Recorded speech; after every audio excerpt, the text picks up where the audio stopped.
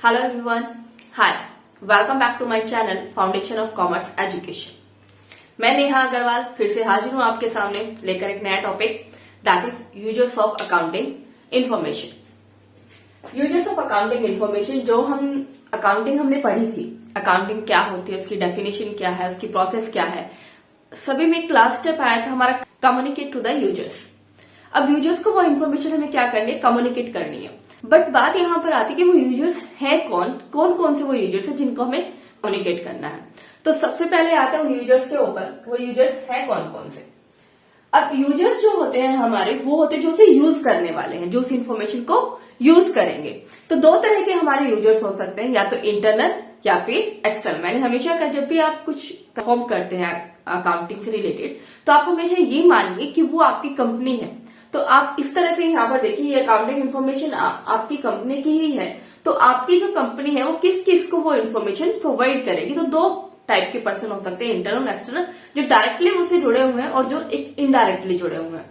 Directly यानी internal, जो हमारी कंपनी के अंदर ऑलरेडी है, वो हमारे क्या हो जाएंगे, इंटरनल यूजर्स हो जाएंगे। और एक्सटर्नल जो बाहर के हैं, जो हमारी कंपनी में नहीं है, स्टिल उनको वो इन्फॉर्मेशन उतनी ही जरूरी है जितनी हमारी कंपनी के इंटरनल यूजर्स को है। ठीक है यहाँ तक? तो दोनों हो गए हमारे।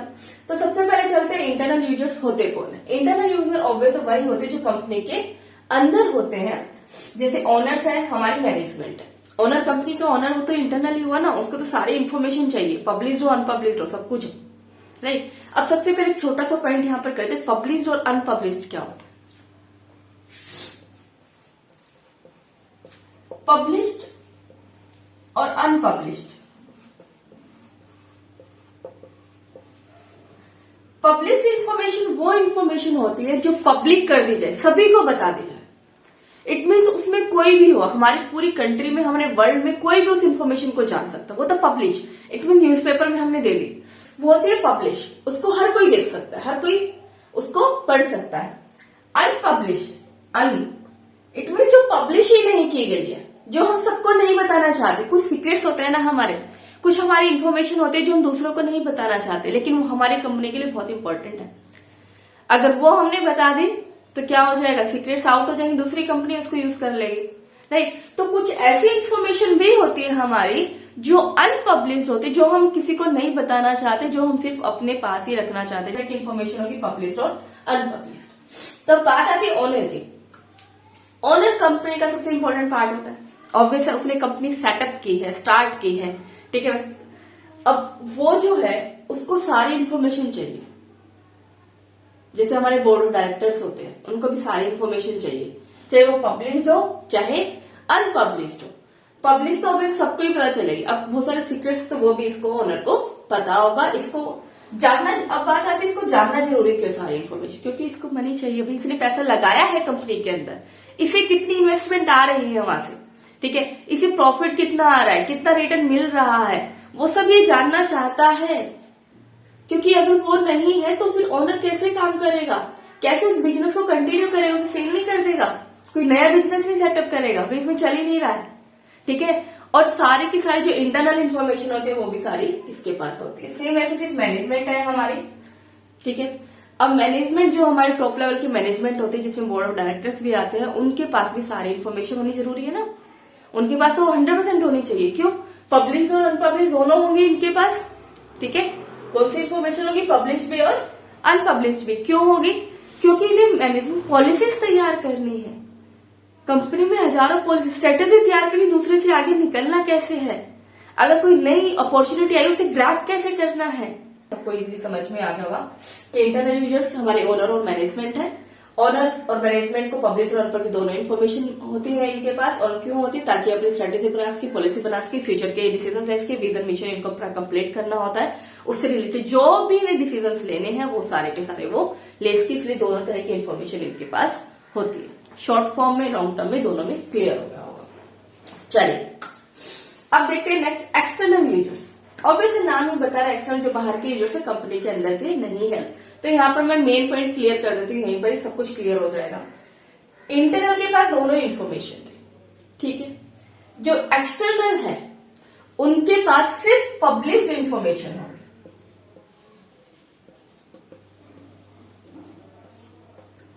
क्लियर है यहाँ तक? फिफ्थ क्या होगी? पब्लिश इंफॉर्मेशन होगी जो कि आपके न्यूज़पेपर में आई है, नेट पर डाली गई है, ठीक है, मैगजीन्स में आई है, जो आपको सबको बता दी जाएगी, वो होती है हमारी पब्लिश इंफॉर्मेशन। और वो एक्सटर्नल यूजर्स के पास होती है, उनके पास अनपब्लिश नहीं होती है।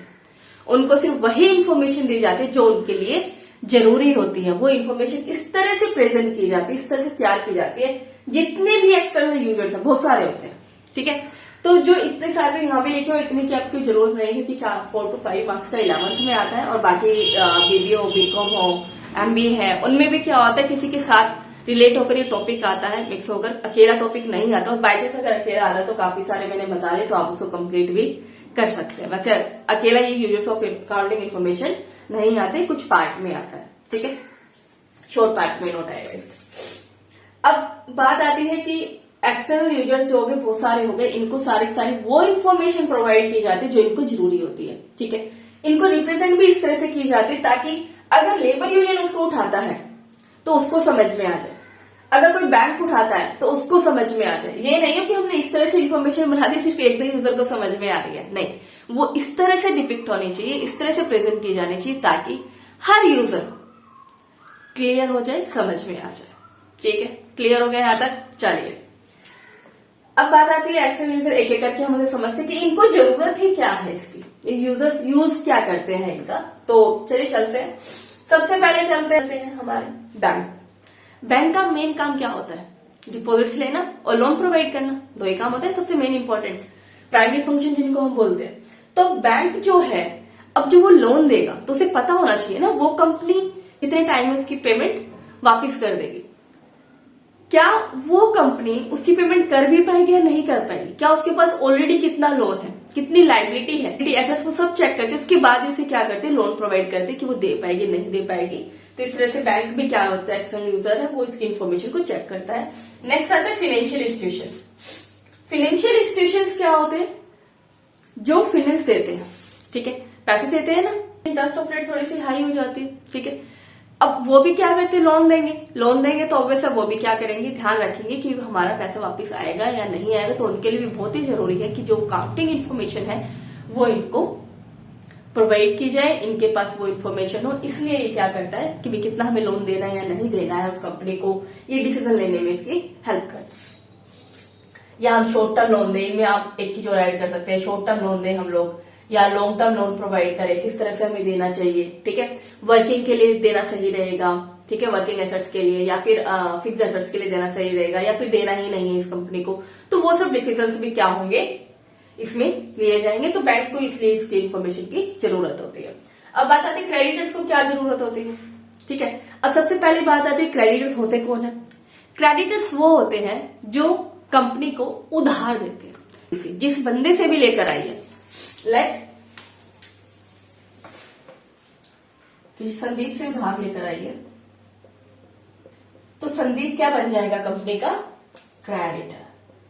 इट मीन जो भी कंपनी को उधार देगा वो कंपनी का क्या कहलाएगा, क्रेडिटर कहलाएगा। यहां तक क्लियर है?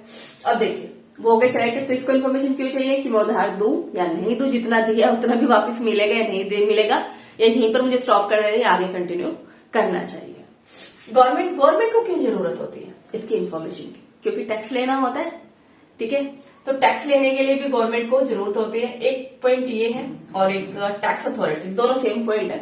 टैक्स अथॉरिटीज क्या करते हैं, उन्हें टैक्स लेना होता है, डिटरमाइन करना होता है कितना टैक्स है कितना नहीं है। तो उसके लिए उसको सारी इन्फॉर्मेशन चाहिए कि कितना प्रॉफिट हुआ है और उसके अकॉर्डिंग कितना हमें टैक्स पे कर रहे हैं और कितना हमें क्या करना है, एक्चुअल में चार्ज करना है। तो वो सारे इन्फॉर्मेशन के लिए भी अथॉरिटीज को जरूरत होती है। सेम इसलिए गवर्नमेंट को जरूरत होती है देखने के लिए कंपनी क्या कर रही है, क्या नहीं कर रही है, उसकी सोशल रिस्पॉन्सिबिलिटीज पूरी कर रही है नहीं कर रही है, टैक्स दिया है या नहीं दिया है, ठीक है। वो सब चीजें भी गवर्नमेंट इसलिए इस इन्फॉर्मेशन को यूज करती है। रिसर्चर्स होते हैं, रिसर्चर्स कौन होते हैं, जो पीएचडी कर रहे हैं या फिर किसी पर्टिकुलर टॉपिक के ऊपर रिसर्च कर रहे हैं। तो वो किसी पर्टिकुलर चीज को लेकर जब रिसर्च करते हैं तो उसके बारे में इन्फॉर्मेशन जानना चाहते हैं कि मुझे इस कंपनी के बारे में रिसर्च करें, कंपनी कैसी चल रही है, टेक्सटाइल की इंडस्ट्री लगाना चाहता हूं, तो वो क्या करेगा, उसके सारे पुराने डाटास को उठाएगा और फिर उसको एनालाइज करेगा, ठीक है, उसे इंटरप्रेट करेगा, उसे समझेगा, ठीक है। तो वो क्या करता है, तो सारे के सारे इसकी इन्फॉर्मेशन को लेता है ताकि आगे फर्दर उसके ऊपर R&D कर सके, ठीक है। देन इन्वेस्टर्स को होते कौन है? इन्वेस्टर वो होते हैं जो कंपनी में पैसा इन्वेस्ट करते हैं, कंपनी में पैसा लगाते हैं। आपने शेयर मार्केट सुना है, स्टॉक एक्सचेंज। तो इन्वेस्टर्स कौन होते हैं? जो उसमें पैसा लगाते हैं। अगर कंपनी के शेयर की वैल्यू डाउन जाए तो उसे पैसा नहीं लगाएगा, अगर डाउन नहीं जा रही बढ़ रही है तो क्या करेगा? उसे पैसा लगाएगा। अब पता कहां से चलेगा इन्वेस्टर्स को? बैलेंस शीट से, ठीक है, फाइनेंशियल स्टेटमेंट से, ठीक है, उन्हीं से पता चलेगा ना। तो आपकी जो काउंटिंग इन्फॉर्मेशन आप प्रोवाइड कर रहे हैं उसी से पता चलेगा। तो वो कह रहे हैं इन्वेस्टर्स के लिए भी जानना जरूरी है कि इसकी बैलेंस शीट है क्या, उसका प्रॉफिट एंड लॉस है कितना, ये कंपनी आगे बढ़ रही है, इसका प्रॉफिट पिछले सालों से बढ़ रहा है, कम हो रहा है, क्या हो रहा है, ठीक है। और भी बहुत सारी इन्फॉर्मेशन जो हमें चाहिए थी, सारी की सारी इन्फॉर्मेशन वो चेक करता है, उसके अकॉर्डिंग वो किस कंपनी में पैसा लगाता है वो उस पर डिपेंड करता है।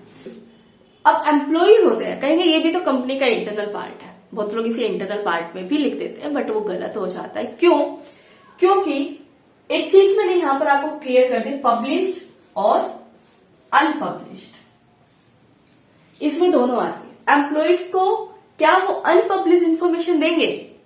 नहीं ना, क्योंकि आज एम्प्लॉय कंपनी को छोड़कर जा रहा है, दूसरी में जा रहा है, कल को दूसरी को छोड़ के तीसरी में जाएगा, वो अपनी ग्रोथ के अकॉर्डिंग चलेगा, ठीक है। तो वो इसे अनपब्लिश्ड इन्फॉर्मेशन नहीं देते, इसलिए एक्सटर्नल यूजर्स में आता है, इंटरनल में नहीं आता है, ठीक है। तो एम्प्लॉइज, अब बात आती है कि एम्प्लॉइज को जरूरत क्या है इन्फॉर्मेशन जानने की? क्यों भाई, उसको तो जानना सबसे जरूरी है कि किस कंपनी में जा रहा है, भाई वो कंपनी उसकी सैलरी देगी भी या नहीं देगी, लॉस में तो नहीं चल रही, कल कोई ग्रोथ है या नहीं है इस कंपनी में, हमारी सैलरी बढ़ेगी भी या नहीं बढ़ेगी, ठीक है, हम इतनी मेहनत कर रहे हैं इस कंपनी में, ठीक है, किस तरह का इन्वायरमेंट, वो सब चीजें जो होती है, इन्फॉर्मेशन तो चाहिए ना। एम्प्लॉय किस लिए काम कर रहा है वहां पर, इतनी मेहनत क्यों कर रहा है? पैसा कमाने के लिए ना। अब पैसा कमाना है तो पता कैसे चलेगा ये कंपनी हमें हमारे टाइम पे सैलरी देगी भी या नहीं देगी? वो किससे पता चलेगा? अकाउंटिंग इन्फॉर्मेशन से, कि हमें वो कि प्रॉफिट कंपनी को हो रहा है या नहीं हो रहा है, इसके ऊपर ज्यादा लोन तो नहीं है, कहीं कल को पता चले हमारी सैलरी नहीं दे रही, हमें रिट्रेंच कर दे सभी को, ठीक है, ले ऑफ कर दे। तो वो सब चीजें कॉस्ट कटिंग करते हैं ना। कॉस्ट कटिंग के टाइम पर क्या करते हैं? प्रॉफिट नहीं हो रहा तो कॉस्ट कटिंग स्टार्ट कर देते हैं, उसमें कुछ लोगों को निकाल देते हैं, ठीक है। तो वो तो नहीं करेगी कंपनी, तो उसके लिए भी एम्प्लॉइज के लिए जानना बहुत जरूरी हो जाता है। चलिए, ऐसे जैसे लैंडर है, लेबर यूनियन है, स्टॉक एक्सचेंज है। अब लैंडर भी उसी से आ गया, बैंक है, फाइनेंशियल इंस्टीट्यूशन है, लैंडर है। तो आप जानते हैं जो जमींदार वगैरह होते हैं वो लोग भी क्यों देंगे भाई पैसा? मानते हो ना, वो लोग भी सिर्फ तभी देंगे जब वो कंपनी पे करने योग्य होगी, पेबल होगी, वो पे कर पाएगी। अगर वो पे ही नहीं कर पाएगी तो वो क्यों देंगे? तो वही सेम चीज यहां पर आती है, इसीलिए लैंडर को भी जरूरत होती है। अब लेबर यूनियन है। अब लेबर यूनियन क्या होती है सभी को पता होगा आई थिंक लेबर यूनियन के बारे में। तो यूनियन क्या होती है? इकट्ठे हो रहा बहुत सारे लोग, लेबर के लिए सारे इकट्ठे हो जाते हैं, यानी कि जब भी लेबर की कोई भी प्रॉब्लम आती है तो सारे डटकर खड़े हो जाते हैं कि लेबर को, इन लेबर को ये प्रॉब्लम आ क्यों रही है। जैसे अगर हमारी लेबर की वेजेस है इतनी होनी चाहिए तो उतनी होनी चाहिए, अगर कोई कंपनी नहीं दे तो लेबर यूनियन जाकर खड़ी हो जाएगी, भी आप इसको इतनी वेजेस प्रोवाइड कीजिए, ठीक है। तो ये था हमारा लेबर यूनियन। तो इसको भी इन्फॉर्मेशन जानना जरूरी है, अकाउंटिंग इन्फॉर्मेशन कि भी प्रॉफिट क्या हो रहा है, कितना है, हमारी कंपनी के कहाँ स्टैंड कर रही है, क्या यहाँ पर जो लेबर है, यहाँ पर जो काम करे उनको उनकी एक्चुअल वेजेस मिल रही है, नहीं मिल रही है, बोनस मिलना चाहिए, प्रॉफिट ज्यादा इंक्रीज हो गया, हमारी कंपनी लेबर को बोनस मिलना चाहिए लेकिन उन्हें मिल नहीं रहा है, तो वो क्या करेंगे? वो लोग खुद से भी क्या करते हैं, सिर्फ एम्प्लॉइज को या लेबर को इन्फॉर्मेशन चेक करने की तो जरूरत है ही उन्हें, बट सिर्फ वही नहीं करेंगे, लेबर यूनियन भी अलग से करेगी। अब मान लो कुछ एम्प्लॉइज जाके कह देते कि प्रॉफिट बढ़ा जा रहा है, बट हमें क्या कर रहे हैं, हमारी सैलरी बढ़ा ही नहीं रहे हैं, ठीक है, तो क्या होगा? तो लेबर यूनियन को बोलेंगे, जब लेबर यूनियन जाके ये थोड़ी डायरेक्ट जाके खड़ी हो जाएगी। देखा है ना आप लोगों ने, लेबर यूनियन लग जाते हैं, स्ट्राइक कर रही है या कुछ भी कर रही है, तो वो डायरेक्ट जाकर तो नहीं खड़ी हो जाएगी ना, पहले खुद क्या करेगी, उसके ऊपर रिसर्च करेगी, उसको देखेगी कि अकाउंटिंग इन्फॉर्मेशन है क्या ये लोग सच में बोल रहे हैं नहीं बोल रहे हैं, तो उसको भी वो सारी इन्फॉर्मेशन चाहिए, वो भी वो सारी डिटेल देखेगा, उसके अकॉर्डिंग ही अपनी क्या करता है आगे प्रोसीजर स्टार्ट करता है, उसके आगे देखता है फिर क्या करना है, कैसे परफॉर्म करना है। देन आता है हमारा स्टॉक एक्सचेंज। स्टॉक एक्सचेंज सबको पता है, शेयर मार्केट से भी आपको पता ही होगा, ठीक है, stock exchange board of India, इसके बारे में डिटेल में बातें पढ़ेंगे। तो उसको भी सारी इन्फॉर्मेशन चाहिए होती है क्योंकि वो हर कंपनी पर चेकआउट रखता है, कहीं वो जो इन्वेस्टर्स है जो पैसा लगा रहे हैं ये इन्वेस्टर जो पैसा लगा रहे हैं, कहीं इन लोगों को तो प्रॉब्लम ना हो जाए, कहीं इनके साथ धोखा ना हो जाए, ठीक है। तो वो सब चीजें, इनके इंटरेस्ट को प्रोटेक्ट करने के लिए सेबी बनाई गई थी, और इन सब चीजों के लिए ही अकाउंटिंग इंफॉर्मेशन की जरूरत होती है, ठीक है। देन चलते हैं पब्लिक। नेक्स्ट आ गया हमारा पब्लिक आम जनता है। अब वो भी पढ़ लेते हैं ये बताने के लिए कौन सी कंपनी ज्यादा आगे जा रही है, जो सेंसेक्स निफ्टी के बारे में पढ़ा रहा होगा, ठीक है, स्टॉक एक्सचेंज को पढ़ा रहा होगा, तो किस कंपनी की क्या इन्फॉर्मेशन हम वो निकालेंगे ना, ठीक है, फिर आपको पढ़ाएंगे। अगर हम लोग वो इन्फॉर्मेशन ही नहीं लेंगे, वो फिर आपको पढ़ाएंगे कैसे, आपको बताएंगे कैसे, ठीक है। तो इस तरह से पब्लिक जो भी है, पूरी पब्लिक को बताया, जो भी उसे देखना चाहता है, जो भी उसे समझना चाहता है, जिसकी जो जरूरत नीड है, उसके अकॉर्डिंग वो उसे यूटिलाइज कर लेता है। यहां तक सभी को क्लियर हो गया होगा। यूजर्स ऑफ अकाउंटिंग इन्फॉर्मेशन होता क्या है, एक पॉइंट और, यूजर्स ऑफ अकाउंटिंग इन्फॉर्मेशन कहें या यूजर्स ऑफ फाइनेंशियल स्टेटमेंट्स कहें,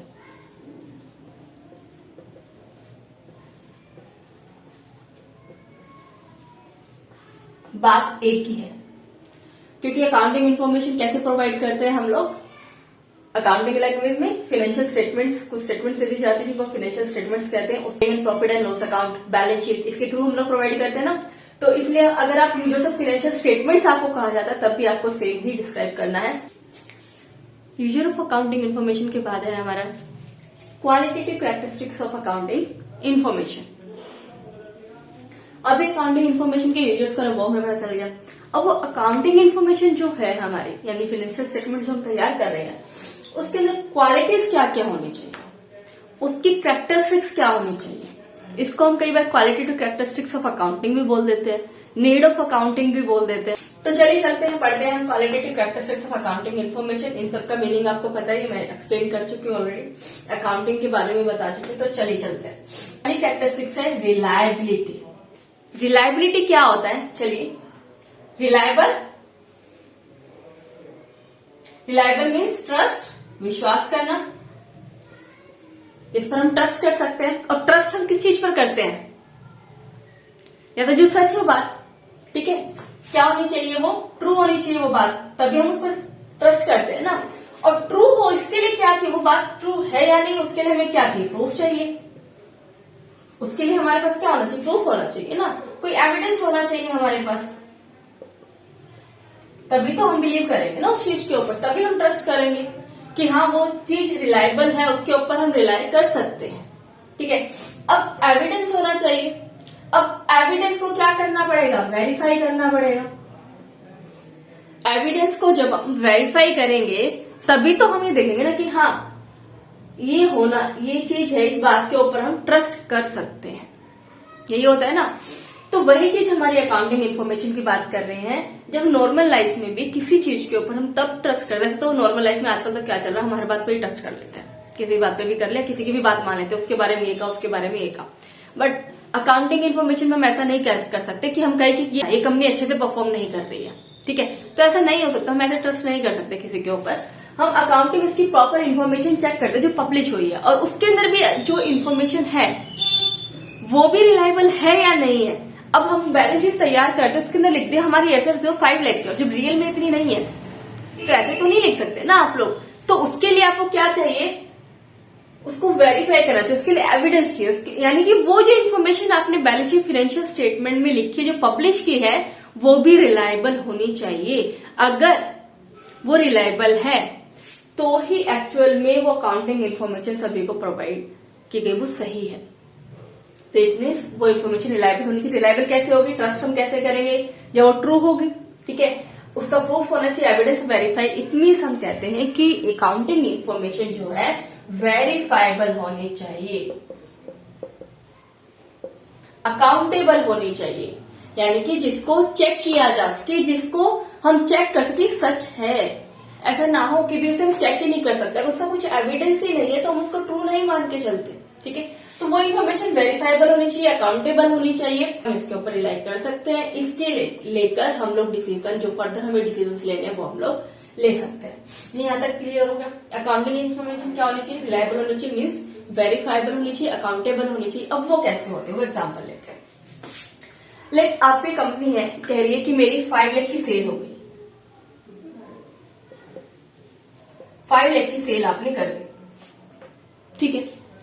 अब 5 लाख की सेल कर दी, सच में की है, ये इन्फॉर्मेशन रिलायबल है, तो अब इसको प्रूफ चेक कहां से करें? ऑब्वियस है, जब आपने सेल की होगी या तो इनवॉइस बिल बनाया होगा, बेस सबसे बेस जनरल तो बनाया होगा, लेजरी बनाया होगा, राइट। बट जनरल भी किससे बनाया है? किसी कोई प्रूफ तो होगा ना हमारे पास। जनरल में तो हम एंट्रीज कर देंगे ना, कोई हमें कहेगा कि भी सेल करे तो हमने एंट्री कर दी। बट ये सेल एक्चुअल प्रूफ का है, जो बेस पॉइंट होता है।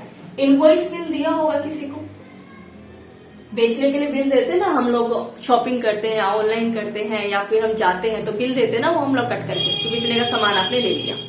या फिर अगर हम ऑनलाइन की बात करें तो जो पक्का बिल जो हम लोग बोलते हैं, ऑनलाइन तो हम इनवॉइस आते हैं ना, क्वांटिटी आपने ली है और कितनी अमाउंट है उसकी, तो वो इनवॉइस बिल होता है, वो प्रूफ होता है हमारे लिए कि हाँ इसने इतने, अगर उसके पास 5 लाख की सेल की इनवॉइस बिल है, इतने सारे इनवॉइस बिल्स हैं, तो इट मीन्स उसने इतने की सेल की है। तो इट मीन्स वेरीफाई हो गया ना, यहाँ से चेक कर लिया ना 5 लाख की सेल हुई है नहीं। जो ऑडिटर्स करते हैं, जो चेक करते हैं, वो कैसे करते हैं? वो इसी तरह से करते हैं ना, इनवॉइस बिल देखेंगे, कैश मेमो होगा उनके पास, वाउचर्स होंगे, ठीक है। उन सब के थ्रू क्या करेंगे? चेक करेंगे कि इन्होंने एक्चुअल में जो ये डेटा दिखाया है वो सही है या नहीं है, उसको हम वेरीफाई कर सकते हैं। लेकिन अगर हम किसी को वेरीफाई नहीं कर सकते तो वो रिलायबल इंफॉर्मेशन नहीं है। तो वही कह रहे हैं कि अकाउंटिंग इंफॉर्मेशन रिलायबल होनी बहुत जरूरी है, उसका हर किसी का एविडेंस होना, प्रूफ होना जरूरी है। इनवॉइस बिल, वाउचर, ये सब होना जरूरी है, तो भी हम कहेंगे कि अकाउंटिंग इंफॉर्मेशन रिलायबल है। और ये क्वालिटी इसमें होना जरूरी, अगर ये क्वालिटी नहीं है तो हमारे किसी भी यूज की नहीं है अकाउंटिंग इंफॉर्मेशन। इसका कोई बेनिफिट नहीं है आपको, कोई बेनिफिट नहीं होने वाला, आपको आगे फर्दर डिसीजन नहीं ले पाएंगे अच्छे से, ठीक है। जितने भी हमारे यूजर्स थे, हमने पढ़े थे, वो कोई डिसीजन अच्छे से नहीं ले पाएंगे। तो इसलिए क्या है, रिलायबल होना कंपल्शन है। आई थिंक ये क्लियर हो गया होगा सभी को कि रिलायबिलिटी होती क्या है। रेलिवेंस क्या होता है? रेलिवेंस को हम थोड़ा सा कर ले। रेलिवेंट वर्ड से ही बना है ना। Relevant means related. सिर्फ मैंने क्या किया, थोड़ा थोड़ा क्लासिफाई कर दिया, इसको थोड़ा थोड़ा तोड़ दिया, ठीक है। रेलिवेंस, क्योंकि याद रखना है, जैसे क्या हो जाएगा, थोड़ा सा हमारे लिए इजी हो जाएगा। रेलिवेंट, रिलेटेड, यानी कि जो जो चीजें रिलेटेड हैं, जो जो चीजों की जरूरत है, ठीक है। कुछ होते हैं रेलिवेंट चीजें होती है, कुछ इररेलिवेंट होती है। रेलिवेंट जो हमसे रिलेटेड, हमसे जरूरी है, ठीक है, वो इन्फॉर्मेशन। और एक होता है जिनका हमें कोई लेना देना नहीं है, वो इन्फॉर्मेशन। तो अकाउंटिंग इन्फॉर्मेशन, जो फाइनेंशियल स्टेटमेंट्स हमने तैयार किया, उसके अंदर सारी की सारी इन्फॉर्मेशन जो है वो रेलिवेंट होनी चाहिए, रिलेटेड होनी चाहिए।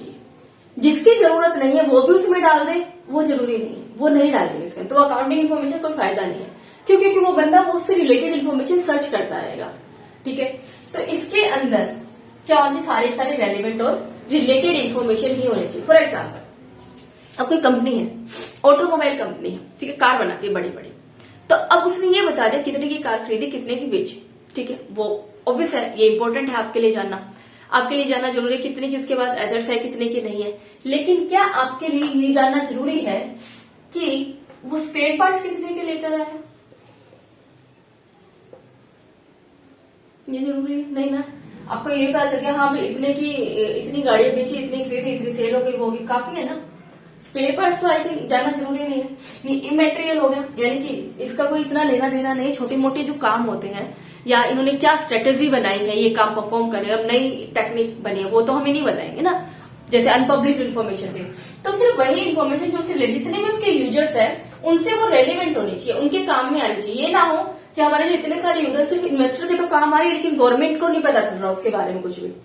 तो वो सारी इन्फॉर्मेशन इस तरह से लिखी जाए, इस तरह से रिप्रेजेंट की जाए, ताकि हर यूजर को, चाहे वो इंटरनल हो चाहे एक्सटर्नल हो, सभी यूजर से रिलेटेड हो और उनके काम आने वाली इन्फॉर्मेशन उनके रेलिवेंस में हो। इररेलिवेंट इन्फॉर्मेशन देने की जरूरत नहीं है कि हमारी कंपनी में कल स्ट्राइक हो गई थी, ये भी हमें डिफाइन करने की जरूरत नहीं है। कई कंटीजेंट लाइबिलिटीज होती है कि हमारे कुछ केस चल रहे हैं, वो हम क्या करते हैं, बैलेंस शीट के नीचे डिफाइन कर देते हैं, उसके अंदर दिखाने की जरूरत नहीं होती, ठीक है। कुछ और भी बहुत सारी ऐसी चीजें हो जाती है हमारे, जो हम बैलेंस शीट में दिखाना जरूरी नहीं समझते, उनको नीचे नोट डाउन में भी लिख के दिखा सकते हैं। तो इसके अंदर सिर्फ वही इन्फॉर्मेशन जो होनी चाहिए जो उनसे रिलेटेड है, रेलिवेंस। यहाँ तक ठीक है, चले, ठीक है। नेक्स्ट है अंडरस्टैंडेबिलिटी, ये हमने किया ही था। स्टार्टिंग में हमने दो ये ऑलरेडी हम कर चुके हैं कि अकाउंट की जरूरत, अकाउंटिंग जो लैंग्वेज थी उसकी जरूरत क्यों पड़ी, हमें अकाउंट को लाने की ही जरूरत क्यों पड़ी। ठीक है, तो अंडरस्टैंडेबिलिटी, अंडरस्टैंड करने की, ताकि इजिली सबको समझ में आ जाए। अब इतने सारे आपने यूजर्स देखे, इसके कितने सारे यूजर्स है, क्या वो सब अकाउंट पढ़ेंगे बैठकर? सबसे पहले ये बताइए, क्या हम सभी स्टूडेंट साइंस साइड के स्टूडेंट है, अगर उसे किसी कंपनी में इंटरेस्ट है, स्टॉक मार्केट में पैसा लगाना है, इन्वेस्टर बनना है, उसे डॉक्टर रहते रहते भी डॉक्टर भी इन्वेस्ट कर सकते हैं ना, ये तो है नहीं कॉमर्स पढ़ना ही जरूरी है। ठीक है, अब वो अकाउंट तो पढ़ने नहीं बैठेगा ना, तो वो क्या करेगा, सिर्फ उस कंपनी की फाइनेंशियल स्टेटमेंट देखेगा कि अरे प्रॉफिट इतने सालों से इतना हो रहा है और इतने सालों से डाउन जा रहा है या कि ज्यादा बढ़ रहा है, इसकी एसेट्स कितनी, यही देखेंगे ना। अब बैंक तो पूरा अकाउंट पढ़ने नहीं बैठेगा ना, तो वो तो सिर्फ क्या करेगा, अकाउंटिंग इन्फॉर्मेशन लेगा, उसको देख लेगा, उसको देख के समझ में आ जाए। तो इस तरह की होनी चाहिए कि कोई भी यूजर उसको इजिली अंडरस्टैंड कर सके, समझ सके, इस तरह से रिप्रेजेंट करने चाहिए, इस तरह से डिपिक्ट होने चाहिए कि उन्हें पूरी अकाउंट पढ़ने की जरूरत नहीं है। अकाउंट वो पढ़ने चाहिए, अकाउंटेंट पढ़ना है, 11th MBA BCom BBA, इन्हें तो अकाउंटेंट बनना है या कॉमर्स लाइन में जाना है, जॉब ही इस तरह की उन्हें करनी है, परफॉर्म करनी है। ठीक है, लेकिन आप सिर्फ पर्टिकुलर थोड़े से टाइम यूज करना चाहते हैं उस इन्फॉर्मेशन को, सिर्फ कंपनी के बारे में नॉलेज लेना चाहते हैं, तो आपको इसके अंदर जाने की जरूरत नहीं है। तो आप इसकी अकाउंटिंग इन्फॉर्मेशन से वो सारी की सारी चीजें ले सकते हैं, समझ सकते हैं। तो इसलिए क्या होना चाहिए, इजी टू अंडरस्टैंड होना चाहिए कि इस तरह से रिप्रेजेंट, की सिस्टमेटिक वे में रिप्रेजेंट किया जाए। ठीक है, ताकि वो हर यूजर उसको समझ सके। क्लियर? नेक्स्ट चलते हैं कंपेरेबिलिटी। कंपेरेबिलिटी, कंपेयर करना एक दूसरे से, ये भी एक इंपॉर्टेंट कैरेक्टरिस्टिक्स है इसके, कि हम जो भी कुछ परफॉर्म कर रहे हैं उसको कंपेयर कर सके। जो है 2 to 4 इयर्स की इंफॉर्मेशन हमारे पास जो भी है अकाउंटिंग इंफॉर्मेशन, उसको हम कंपेयर करना चाहते हैं। हम देखना चाहते हैं कि पिछले 4 साल में, फर्स्ट ईयर तो चलो न्यू कंपनी थी, इतना ज्यादा नहीं किया, तो पिछले 2 से 4 साल में, इन 2 साल में हम कंपेरिजन करना चाहते हैं कि कंपनी एक्चुअल में ग्रो कर रही है, नहीं कर रही है, कैसे कर रही है, क्या चल रहा है, या दूसरे बिजनेस से कंपेयर कर रहे हैं हम लोग। ठीक है, एक तो 2 तरह का कंपेरिजन होता है ना, इंटर और इंट्रा। जैसे स्कूल कॉम्पिटिशन होते हैं ना, इंटर स्कूल कॉम्पिटिशन और intra school competition. Inter school competition क्या होता है, 2 स्कूल्स के बीच में, इट मीन्स कोई भी 2 स्कूल्स है उनके बीच में जो कंपटीशन होता है उन्हें क्या बोलते हैं, इंटर स्कूल कंपटीशन। और इंट्रा अंदर, यानी कि स्कूल के अंदर डिफरेंट क्लासेस के बीच में कंपटीशन है, बट इंट्रा स्कूल है, स्कूल के अंदर ही है। ठीक है, अगर डिफरेंट क्लासेस के बीच में देखें तो वो इंटर क्लासेस हो जाएगा, एक ही क्लास के अंदर देखें तो इंट्रा क्लास हो जाएगा। यहां तक क्लियर है? कंपेरेबिलिटी क्या होता है, इंटर फर्म या इंट्रा फर्म। इंटर फर्म जो 2 फर्म्स के बीच में हो रहा है, ए और बी 2 फर्म है, इनके बीच में जब आप कंपैरिजन कर रहे हैं तो वो इंटर फर्म हो जाएगा।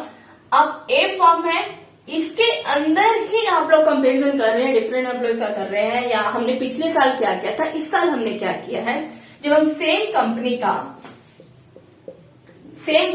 का उसी के ईयर्स में क्या करते हैं, कंपैरिजन करते हैं, वो तो हमारा क्या हो गया, इंट्रा कंपनी। ठीक है, इंट्रा फॉर्म हो गया, इंट्रा कंपनी हो गया, और जो दूसरी कंपनी के साथ करेंगे तो इंटर हो गया। तो अब बात यहाँ आती है कि कंपैरिजन दोनों तरफ से करना जरूरी है। अब मान लो कि हम लोग क्या करते हैं, हर साल अपनी मेथड्स, पॉलिसी सब चेंज करते रहते हैं, उससे बहुत इफेक्ट पड़ता है। जैसे अब एसेट्स की बात लेकर चलते हैं, डेप्रिसिएशन है, डेप्रिसिएशन के 8 to 10 मेथड्स उसके हैं। नॉर्मली हम 1 to 3 यूज करते हैं अपनी बुक्स में। उनमें से अगर हम हर साल अलग अलग चेंज करते जाएं तो उससे क्या होगा, हमारी एसेट्स पर इफेक्ट पड़ेगा। कभी डेप्रिसिएशन ज्यादा लगेगा, कभी कम लगेगा। उसकी वजह से क्या होगा, एसेट्स कभी कम हमें डिपिक्ट की जाएगी, रिप्रेजेंट की जाएगी, कभी ज्यादा की जाएगी। ठीक है, उससे क्या होगा, हम कंपेरिजन नहीं कर पाएंगे अच्छे से कि इस साल हमारी एसेट ज्यादा है पिछले साल से। अगर डेली ही चेंज होते रहेंगे मेथड, हर साल ही चेंज होते रहेंगे, तो हम लोग कंपेयर नहीं कर पाएंगे। तो इस वजह से इस तरह की अकाउंटिंग इंफॉर्मेशन, ताकि हम कंपेयर कर सके, बार बार वो मेथड चेंज ना किए जाए। ठीक है, दूसरा, अगर इंटर फर्म से करते हैं, अब हमारी कंपनी जो है अच्छा कमा रही है, 10 करोड़ प्रॉफिट हो रहा है, बट दूसरी कंपनी 25 कैसे कर रही है, हमें 10 करोड़ ज्यादा लग रहा है, तो उससे भी कंपेयर करना पड़ेगा ना। बट कब कर पाएंगे, जब दोनों के मेथड सेम होंगे। इसीलिए अकाउंटिंग इंफॉर्मेशन इस तरह की होनी चाहिए, कंपेरेबल होनी चाहिए, ताकि आप दूसरी फर्म से भी कंपेयर कर सके। अब वो सब तो क्या कर रहे हैं, return down value method use कर रहे हैं डेप्रिसिएशन के लिए, बट आप क्या कर रहे हैं, आप कौन सा मेथड यूज कर रहे हैं, आप एन्युटी मेथड यूज कर रहे हैं। दैट इज डिफरेंट, बिल्कुल डिफरेंट है। एन्युटी मेथड और रिटर्न डाउन वैल्यू मेथड दोनों का रिजल्ट बिल्कुल अलग आएगा। अगर आप स्ट्रेट लाइन मेथड यूज करते हो उसमें भी रिजल्ट डिफरेंट आएगा, तो आप नहीं कर पाएंगे ना दूसरे से कंपेयर। तो इसलिए क्या कह रहे हैं कि भाई आपकी जो इन्फॉर्मेशन है कंपेरेबल होनी चाहिए, कंपेयर कर सके। सिर्फ एक डेप्रिसिएशन नहीं है, स्टॉक की वैल्यूएशन है हमारी, ठीक है, उसके अंदर भी बहुत सारे मेथड्स होते हैं। हमारी वैल्यूएशन करनी है, वर्क इन प्रोग्रेस का है, ठीक है, वर्किंग कैपिटल कैलकुलेट करनी, उनको वो भी कंपेरेबल होनी चाहिए कि हम कंपेयर कर सके दूसरी कंपनी से। अगर हमारे सेम मेथड्स नहीं है तो हम कंपेयर नहीं कर सकते। आपके इस साल जो है 70% मार्क्स आए हैं, ठीक है, और लास्ट ईयर आपके 80 आए थे, तो इतनी कम हो गए। आपने कंपैरिजन कर लिया, इसलिए कंपैरिजन हो गया ना आपका। लेकिन आप ये कहें या ये कहें अकाउंट में लास्ट ईयर आपके 90 आए थे और इस साल आपके 95 आ गए, भाई इंक्रीज हो गए। लेकिन आप ये थे अकाउंट में तो 90 आए हैं और इकोनॉमिक्स में 95 आए हैं, इन दोनों का कंपेरिजन, कोई कंपेरिजन है, नहीं कर सकते ना दोनों का कंपेरिजन, दोनों सब्जेक्ट ही अलग है। सारी थी हमारी क्वालिटेटिव कैरेक्टरिस्टिक्स कि हमारी अकाउंटिंग इन्फॉर्मेशन किस तरह की होनी चाहिए, या फिर हमें अकाउंटिंग की जरूरत क्यों पड़ी, इसी वजह से जरूरत पड़ी थी। और यही हमारी अकाउंटिंग इन्फॉर्मेशन की कैरेक्टरिस्टिक्स, ये होना जरूरी है। अगर ये नहीं है तो वो अकाउंटिंग इन्फॉर्मेशन यूजफुल नहीं होती है। तो आज के लिए इतना ही। मेरी वीडियोस को लाइक सब्सक्राइब करने के लिए थैंक यू सो मच, और ऐसे ही शेयर करते रहिए, लाइक सब्सक्राइब करते रहिए, कमेंट करते रहिए। मिलते हैं हमारी नेक्स्ट वीडियो में।